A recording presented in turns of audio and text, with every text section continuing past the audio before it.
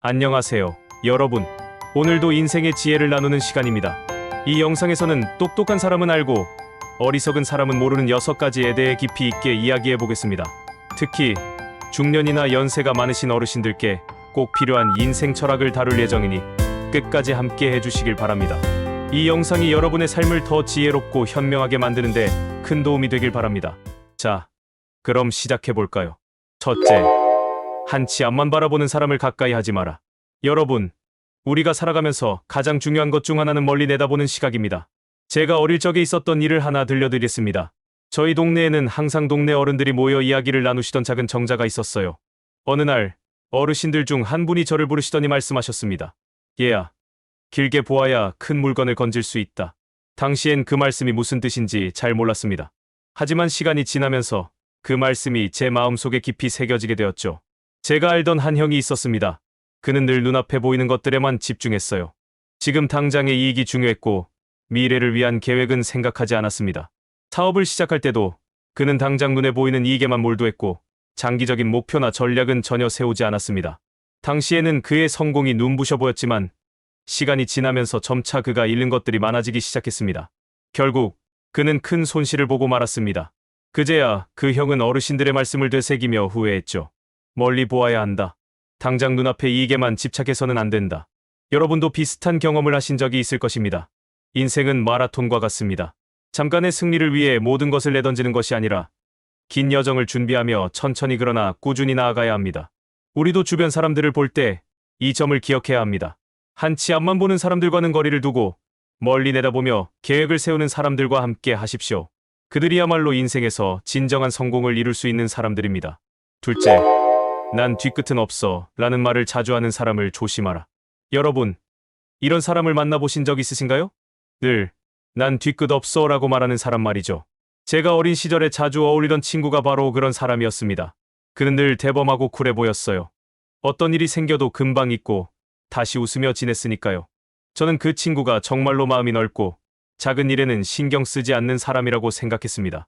하지만 어느 날 그 친구와 작은 오해가 생겼습니다. 저는 금방 해결될 거라 생각했어요. 그 친구가 언제나 그렇듯이 뒤끝 없어, 다 잊었어 라고 말하며 넘어갈 줄 알았습니다.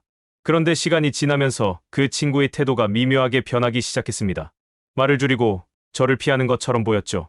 나중에 다른 친구들로부터 그 친구가 저에 대해 안 좋은 이야기를 하고 있다는 말을 듣게 되었어요. 결국 저는 그 친구에게 직접 물어봤습니다. 그 친구는 한숨을 쉬며 말했습니다. 사실 그때 정말 상처받았어. 그런데 내가 먼저 사과하기가 자존심 상해서 그냥 참았어. 그 말을 듣고 저는 큰 충격을 받았습니다. 그토록 대범해 보였던 친구가 사실은 감정을 속으로 쌓아두고 있었던 겁니다. 이 경험을 통해 깨달은 것은 정말로 뒤끝 없는 사람은 굳이 이런 말을 하지 않는다는 것입니다. 그들은 스스로를 과시할 필요가 없기 때문이죠. 여러분도 사람을 볼 때 그들의 겉모습과 말을 그대로 믿지 마시고 더 깊이 들여다보세요. 진정한 성품은 말이 아니라 행동에서 드러나는 법입니다. 이제부터는 사람들의 겉모습과 말에만 의존하지 말고 그들의 행동을 유심히 관찰하세요. 그렇게 하면 여러분은 진짜 믿을 수 있는 사람을 발견할 수 있을 것입니다. 셋째, 바다는 비에 젖지 않는다. 이 부분은 제가 고등학생 시절 겪었던 경험에서 나왔습니다. 당시 저는 작은 실수 하나로 엄청난 스트레스를 받았습니다. 작은 시험 하나에서 틀린 문제가 마음에 걸려 며칠 동안 잠을 이루지 못할 정도였죠. 그때 저희 담임 선생님께서 저를 불러 이렇게 말씀하셨습니다. 바다를 생각해봐라. 비가 와도 바다는 그대로이다. 작은 실수에 너무 집착하지 말고 더 큰 것을 바라보아라. 그 말씀은 당시엔 이해되지 않았지만 시간이 지나면서 그 말씀이 진실임을 깨닫게 되었습니다.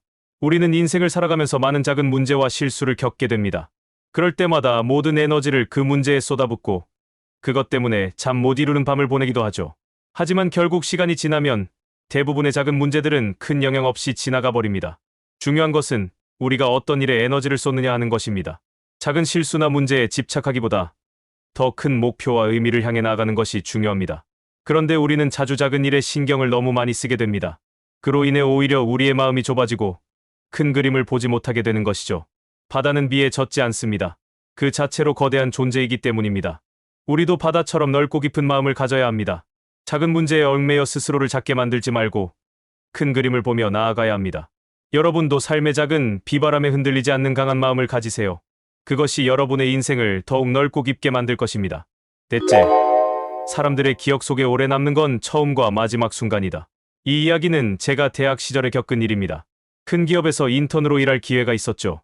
처음에는 어떻게든 좋은 인상을 남기고 싶어서 첫날부터 온갖 노력을 다했습니다. 아침 일찍 출근하고 동료들에게 친절하게 대하고 상사에게도 열심히 일하는 모습을 보여주었습니다. 그 결과 인턴십 초반에는 좋은 평가를 받을 수 있었습니다. 하지만 한 달이 지나자 조금씩 지치기 시작했습니다. 처음의 열정은 사라지고 마무리를 잘하지 못하게 되었죠. 마지막 주에는 그저 하루하루를 버티기만 했습니다. 그리고 인턴십이 끝났을 때 저는 다음 단계를 기다리며 기대와 불안 속에 있었습니다. 며칠 후 회사로부터 연락을 받았는데 그 내용은 제가 생각한 것과는 달랐습니다. 처음에는 아주 인상적이었지만 마지막이 아쉬웠다. 는 말이었습니다. 그제야 저는 큰 교훈을 얻었습니다. 사람들은 처음과 마지막을 가장 오래 기억한다는 것을요. 특히 중요한 순간들에서는 처음과 끝이 더욱 중요하다는 것을 깨달았습니다. 저는 그 후로 모든 일을 할 때 처음과 끝을 더 신경 쓰기 시작했습니다.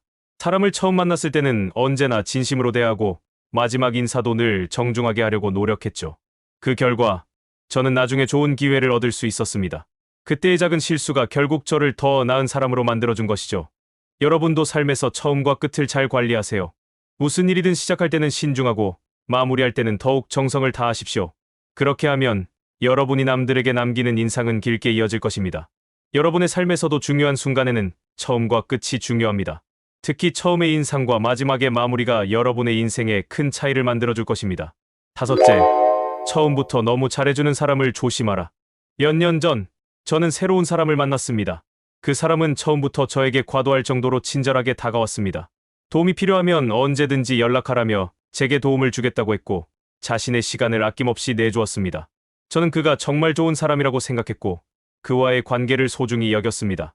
하지만 시간이 지나면서 그 사람의 태도가 변하기 시작했습니다. 그는 점점 저에게 더 많은 요구를 하기 시작했습니다. 처음에는 제가 받은 도움에 대한 감사의 마음으로 그의 부탁을 들어주었지만 그 요구는 점점 더 커지고 저는 그 기대를 맞추기 위해 애쓰다 지쳐버렸습니다. 어느 날 그가 저에게 큰 부탁을 했습니다. 그것은 제가 도저히 감당할 수 없는 일이었죠. 제가 거절하자 그 사람은 갑자기 태도를 바꾸었습니다.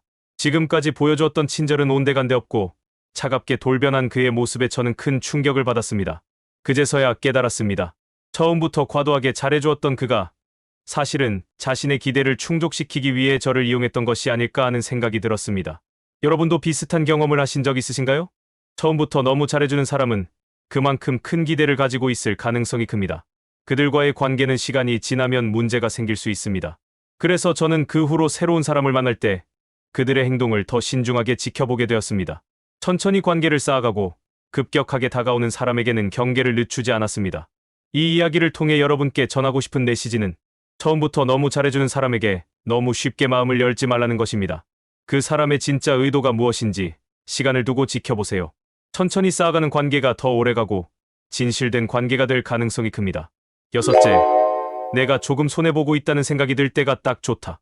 마지막으로 말씀드릴 지혜는 제 할아버지께서 자주 하시던 말씀에서 나온 것입니다. 할아버지는 평생을 성실하게 살아오신 분이셨고 늘 정직하고 남에게 폐를 끼치지 않으려고 애쓰셨습니다. 한 번은 제가 어린 시절 할아버지께서 거래처에서 물건을 사오시고 나서 집에 돌아오셨을 때의 일입니다. 물건의 가격을 묻자 할아버지는 조금 비싸게 주고 왔다고 하셨습니다. 저는 어리둥절했습니다. 할아버지, 왜 비싸게 주셨어요? 더 싼 곳도 있을 텐데요? 할아버지는 미소를 지으며 이렇게 말씀하셨습니다. 얘야, 그 집도 먹고 살아야지. 내가 조금 손해를 보는 것 같지만 길게 보면 그 사람도 고마움을 잊지 않을 거야. 그리고 다음번에 더 좋은 기회를 줄지도 모르지. 그때는 그 말씀이 잘 이해되지 않았습니다. 하지만 할아버지는 늘 이렇게 말씀하셨어요. 인생은 장기전이야. 내가 조금 손해보는 것 같아도 길게 보면 다 돌아오게 되어 있다. 저는 할아버지의 말씀을 믿고 살아가면서 비슷한 상황에 부딪힐 때마다 그 지혜를 떠올리게 되었습니다. 한 번은 회사에서 중요한 프로젝트를 맡았을 때였습니다. 함께 일하던 동료가 실수를 했는데 제가 그 실수를 대신 책임지게 되었습니다. 처음에는 억울한 마음이 들었습니다. 왜 내가 이런 일을 겪어야 하나 싶었죠. 하지만 할아버지의 말씀이 떠올랐습니다. 그래서 그냥 그 일을 묵묵히 감당하기로 했습니다. 시간이 지나자 그 동료는 제게 진심으로 감사의 마음을 전하며 나중에 중요한 기회가 생겼을 때 저를 추천해 주었습니다. 그 일이 없었다면 저는 아마 그 기회를 얻지 못했을 것입니다. 여러분도 살다 보면 손해보는 일이 많을 겁니다. 그럴 때마다 마음이 상할 수 있죠. 하지만 그럴 때일수록 할아버지의 말씀을 떠올려 보세요. 길게 보면 다 돌아오게 되어 있다. 인생은 결국 균형을 찾게 마련입니다. 우리가 조금 손해본다고 생각할 때 사실은 더 큰 기회를 위한 밑거름일 수 있습니다. 그 순간을 잘 견뎌내면 훗날 그 결과가 여러분에게 돌아올 것입니다. 여러분, 오늘 나눈 이야기들은 여러분의 삶에 큰 지혜를 줄 것입니다. 지금 이 순간 우리가 배운 지혜를 삶에 적용해 보세요. 구독과 좋아요, 그리고 알림 설정을 통해 앞으로도 더 많은 인생 지혜를 나누는 이 시간을 놓치지 마세요. 오늘도 건강하고 지혜로운 하루 보내세요.